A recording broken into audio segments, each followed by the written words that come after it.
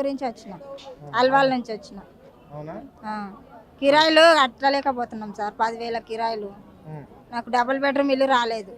అప్పుడు రాజశేఖర్ ఉన్నప్పుడు అప్పుడు రాలేదు. ఇప్పుడు ఇందిరమ్మ ఇల్లు అన్నా రావాలి సార్. నాకు 10,000 రెంట్ కట్టలేకపోతున్నాం సార్. నాకు 2 కొడుకులు, కిరాయిలకు ఉంటున్నాం. కిరాయిలకు ఉండే పెళ్లిళ్ళు చేసిన. గ్యాస్ పేపర్ కూడా ఉంది సార్. Gas paper.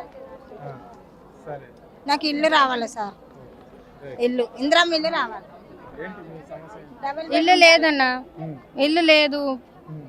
కిరాయిలు కట్టుకొని చాలా పరేషాన్ అవుతున్నాము. పిల్లలు ఉన్నారు చిన్న చిన్న. ఇల్లు వస్తే చాలా బాగుంటుంది. దీనికన్నా ముందు కూడా వేసినాం, అప్పుడు కూడా రాలేదు. మళ్ళీ ఇప్పుడు ట్రై చేస్తున్నాం, ఇప్పుడు ఏమవుతుందో ఏమో చేస్తున్నాం. అయితే చాలా మంది పరేషాన్ ఉన్నారన్న, వస్తే బాగుంటుంది. మాకు కాలేదు ఇంకా. అది కూడా ప్రాసెస్ చేసినాం కానీ అది కూడా మాకు కాలేదు.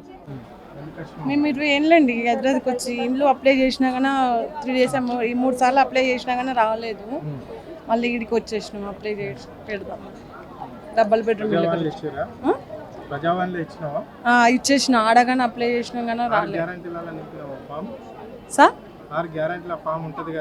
అది ఇవ్వలేదు సార్, ఇంకా మాకు ఇవ్వలేదు.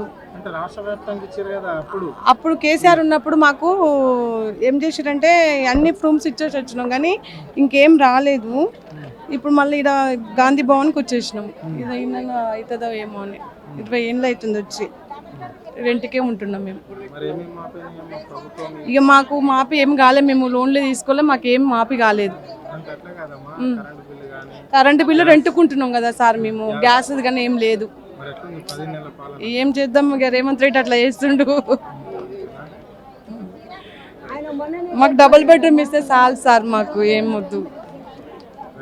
మాది 2017 గురుకుల సమస్య సార్. గురుకుల పీఈటీది 8 ఏళ్ళుగా స్ట్రగుల్, కోర్టు స్ట్రగుల్ వల్ల అయిపోయినాము. మొన్న 6th రోజు సీఎం రేవంత్ రెడ్డి గారు అపాయింట్మెంట్ ఆర్డర్లు ఇచ్చారు.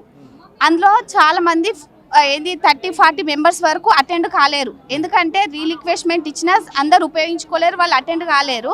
మేము ఇన్ని సంవత్సరాలుగా 8 సంవత్సరాల నుంచి కోర్టుల చుట్టూ రకరకాల ధర్నాలు తిరిగినోళ్ళము. అయితే జిఆర్ఎల్ మాకు రిజల్ట్ వచ్చిన తర్వాత చెప్పారు. అప్పుడు నెక్స్ట్ స్టెప్లో మేమే ఉన్నాం. ఇప్పుడు 30-40 మంది అటెండ్ కాలేరు, సీఎం చేతుల మీద ఆర్డర్స్ కూడా తీసుకోలేరు. కాబట్టి ఆ బ్యాక్లాగ్ అవి పక్కకు పెడేయకుండా మేము 8 ఏళ్ళు ఇంత కష్టపడ్డాం కాబట్టి ఆ 30-40 పోస్టులు ఇస్తే ఆ 30-40 మంది మా జీవితాలు నిలబడతాయని మంత్రివర్యులకు చెప్పడానికి వచ్చినామండి. చేస్తాము, అధికారంలోకి వచ్చినాక చేస్తాము. ఇక పోయిన సంవత్సరం గాంధీ భవన్లో ఇదే, ఇక్కడ గాంధీ భవన్లో ఇస్తే ఇంతమంది మేము ఫైట్ చేసినాము. అప్పుడు రేవంత్ రెడ్డి గారు కూడా మాకు హామీ ఇచ్చిండు, ఇంకా ప్రత్యక్షంగా నాకే ఇచ్చిండు. పోయి నేను ఇంత మేము ఫైట్ చేసిన వాళ్ళమే మేమే మిగిలిపోయినాం. 30-40 మంది ఎవరో ఇళ్ళలో కూర్చున్న వాళ్ళు, 8 ఏళ్ళ నుంచి ఇళ్ళలో కూర్చున్న వాళ్ళు హాయిగా జాబ్లు వచ్చి సెటిల్ అయ్యారు. ఫైట్ చేసిన వాళ్ళం మేమే వెనకాల పడిపోయినాం. 1 మార్క్ అది కూడా ఎంత ఎక్కువేమీ లేదు, ఓన్లీ 1 మార్క్ తేడాతో ఆగిపోయినాం. ఆ 1 మార్క్ తేడా కూడా సార్ రిజల్ట్ రోజు ముందేం పెట్టలేదు సార్ జిఆర్ఎల్. మేము ఫైనల్ లిస్ట్ మాకు జిఆర్ఎల్ పెడితేనే పెట్టండి అని అంటే అప్పుడు ఫైనల్ లిస్ట్లోనే జిఆర్ఎల్ పెట్టారు సార్. ఎవరికి ఏంది అనేది కూడా ఏం తెలియనిలేదు సార్. మాకు చివరికి 1 మార్క్ తేడాతో జాబ్ ఆగిపోయింది. 616 అంటే టోటల్ 2 lakhs వరకు రాశారు సార్. మేము 30 మంది ఉంటాం సార్. 30 మంది ఉన్నాం సార్. మేము డబుల్ బెడ్రూమ్ కోసం వచ్చినాం. అయితే రేషన్ కార్డు కూడా అప్లికేషన్ చేసినాము ఒక 4 months బ్యాక్, రాలేదు. అట్లని అక్కడ మేము ఒక 10 years నుంచి హౌస్ కీపింగ్ అనే ఇళ్ళలో పనిచేస్తూ ఉన్నాము. ఇప్పుడు ఏదో ఇక్కడ అక్కడ రావట్లేదు అనేసి ఇక్కడ వచ్చినాం. మరి ఇక్కడ ఏం చేస్తాం మంత్రి గారు అని ఇష్టం. అప్లై చేసినాం, చేసుకున్నాము. అక్కడ ఇంకా రావట్లేదు కదా ఆధార్, కనీసం రేషన్ కార్డు కూడా రాలేదు. ఏముందన్నా ఏం చెప్తాం మేము, మాకేం చేస్తాం, మేము కూడా అంత ఇది 6 గ్యారెంటీలు